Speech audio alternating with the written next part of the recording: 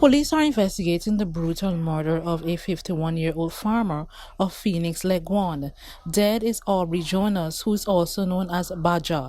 He was killed on Wednesday at 2:55 p.m. by his 27-year-old nephew on LEGUAN Island, Essequibo River.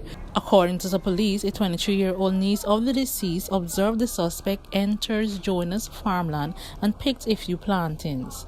Shortly after, Jonas, who was upset, came out of the back dam with a cutlass in his hand and asked his nephew, who permitted him to pick the plantains.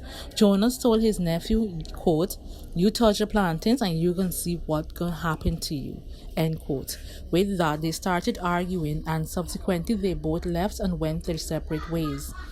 Shortly after, the suspect armed himself with a knife and went to the Phoenix Coker and waited for Jonas. It was at that moment when the deceased was walking past him, heading into the village. An argument ensued.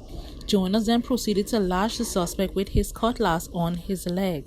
This resulted in the suspect going into his mother's yard and arming himself with a piece of wood, which he used to deal several lashes to the victim's head, resulting in injuries. The suspect then escaped on foot. Jonas was picked up by his niece, who had videoed what transpired. He was taken to the LEGUAN Cottage Hospital. Whilst being treated for his injuries, the victim eventually succumbed at 4 p.m. The police were able to apprehend the suspect shortly after in an abandoned house in Phoenix, LEGUAN. The body of the deceased is at the LEGUAN Cottage Hospital mortuary, awaiting a postmortem examination. Investigations are underway. For Channel 2 Headline News, Esther Sobers.